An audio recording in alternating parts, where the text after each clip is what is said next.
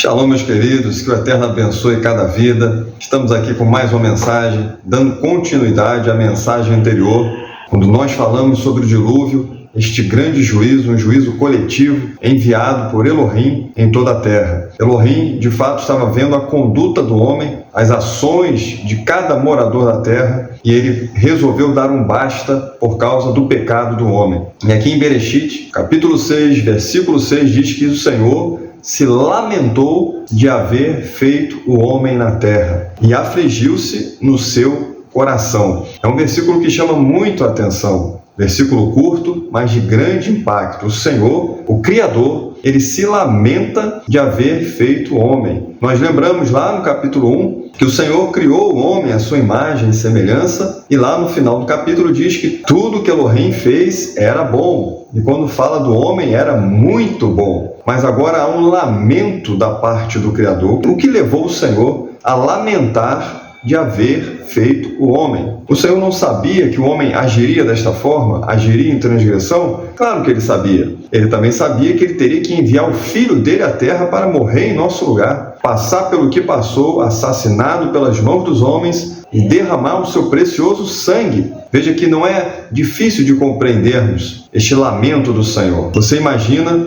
um pai que gera um filho, ele tem todo aquele cuidado necessário na criação, na educação, na assistência, ele provê tudo o que o filho precisa, o filho vai crescendo e ele vai acompanhando o seu filho, vai ajudando nas suas necessidades, e lá na frente, o filho muitas vezes se esquece de tudo que os pais fizeram, o desamparam, e isso aí dói no coração dos pais. Não foi diferente com o Senhor, né? Aqui fala que ele afligiu-se no seu coração. Isso foi uma ferida, doeu, ele ficou descontente, triste com as ações do ser humano, dos moradores da terra. Observe que é fácil nós nos preocuparmos com aquilo que nós estamos sentindo. Também não é difícil nos preocuparmos com aquilo que o nosso próximo está sentindo. E isso é muito bom, e deve ser assim. Mas dificilmente a humanidade para perguntar, para sondar o que o Senhor está sentindo, o dono da vida, se isso é algo agradável a ele ou não. Veja que o que está escrito é que toda a terra estava corrompida,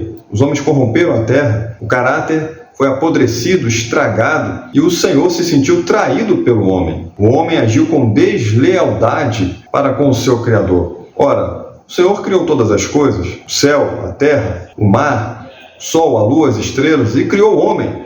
E o homem habita na terra, que é propriedade do Senhor. É um espaço que o Senhor permitiu que o homem habitasse. O Senhor dá o alimento. Enquanto o homem está dormindo, ele está fazendo a terra produzir, para que no dia seguinte o homem tenha do que se alimentar. É o Senhor quem dá a respiração, o ar, fôlego de vida. Mais do que justo que ele estabeleça as normas de conduta, estabeleça as suas leis, para que o homem as cumpra, honrando assim o seu Criador e servindo como deve ser. Mas a verdade é que todos nós, a humanidade de uma forma geral, ela é treinada para viver para a sua própria vontade, para os seus próprios propósitos. Não que seja ruim o homem ter um propósito, um objetivo de vida, e deve ter, mas nós deveríamos aprender que o homem nasceu para buscar a vontade do Criador. E o homem deve também aprender que a sua vontade não deve se chocar com a vontade do Criador. Isso foi o que ocorreu na época do dilúvio, dos moradores da terra. Suas ações, suas condutas eram completamente contrárias àquilo que o Senhor tinha estabelecido, ao padrão, às leis, ao código de conduta estabelecido pelo Criador. E o que chama a atenção é que o Senhor, na sua misericórdia, na sua bondade, ele deu 120 anos para que o homem caísse em si. Noa estava ali pregando, estava dando testemunho. Se alguém ali tivesse recebido esta palavra, teria se unido a Noa e estaria junto naquele trabalho de edificação daquela arca. Apesar dos incessantes avisos, apesar das muitas palavras, e apesar principalmente do próprio testemunho de Noa, todos ali sabiam que a arca estava sendo construída. Está escrito que Noa era pregoeiro da justiça. E também está escrito que pela emuná ele condenou o mundo inteiro. O mundo sabia daquela obra, mas o mundo preferiu ignorar aquele trabalho que estava sendo feito. Desprezaram a palavra do Senhor e quiseram estabelecer as suas próprias leis, quiseram viver para si, de acordo com as suas próprias vontades, seus próprios pensamentos e com os prazeres da carne. Até então que o Senhor fecha a porta da arca, mostrando ali que o tempo de retorno havia terminado. O Senhor foi misericordioso, o Senhor foi longânimo, mostrou o amor dele por toda aquela geração, por todos aqueles moradores da terra, mas eles simplesmente ignoraram, não quiseram saber do Criador. Agora a chuva começa a cair, abriram-se as comportas dos céus, romperam-se as fontes do abismo, agora a chuva começa a cair, as águas começam a aumentar e elas vão cobrir os mais altos montes de toda a terra. E nós precisamos tirar lições, porque o Senhor Yeshua é uma pessoa verdadeira. E ele alertou que os dias dele seriam como os dias de Noa, onde toda a terra estava corrompida, estragada. Nós temos visto a cada dia as notícias que chegam, a crueldade dos homens, a maldade, a perversidade, a blasfêmia, as abominações que são cometidas, e nós não estamos indiferentes aos juízos de Elohim sobre a nossa geração. Precisamos estar atentos porque não devemos seguir multidões, não devemos nos iludir com multidões. Devemos atentar para aquilo que está escrito. Saiu da boca do Senhor que quando vier o Filho do Homem, achará ele emuná na terra? Será que ele vai achar alguém com fé? É isso que o Senhor está dizendo. Um outro texto aqui, por se multiplicar a iniquidade, por se multiplicar a transgressão à Torá, as leis do Senhor, o amor de muitos esfriará. Também está escrito lá em Apocalipse, ou Risaion, que o Senhor mandaria os seus juízos, e mesmo com as suas pragas enviadas à terra, com os seus juízos enviados à terra, muitos não iriam se arrepender. Tamanha a dureza do coração, a indiferença para com o Criador. Muitos não vão se arrepender dos seus homicídios, das suas feitiçarias,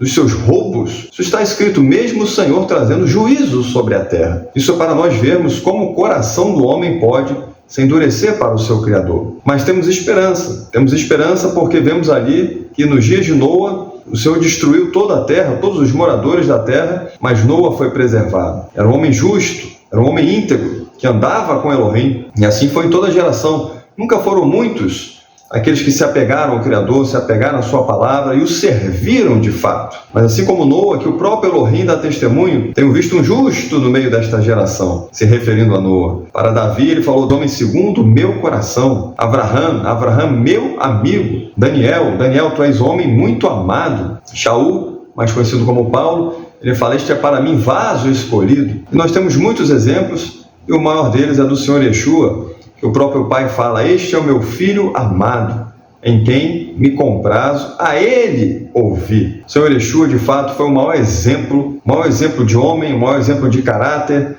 o maior exemplo de submissão à vontade do Pai. A ele nós devemos ouvir. E o Senhor Yeshua fez uma obra de redenção da humanidade. Ele derramou seu sangue por nós para nos redimir de toda a culpa. E apesar de continuarmos vendo que o homem vai de mal a pior, estamos vendo o que está acontecendo na terra, que não é diferente dos dias de Noa. A obra que o Senhor fez está escrito, ele verá o resultado do seu trabalho, ele verá o fruto do seu trabalho e a sua alma ficará satisfeita. Quando ele olha para os justos que habitam a terra, a sua alma se satisfaz e o Senhor Yeshua sabe que valeu a pena todo o sacrifício realizado, toda a obra feita com muito sofrimento e com o derramamento do seu próprio sangue. Mas quando vidas se voltam para ele, há festa nos céus por cada pecador que se arrepende. Que possamos viver para agradar ao Criador, pois aí reside a verdadeira felicidade do homem.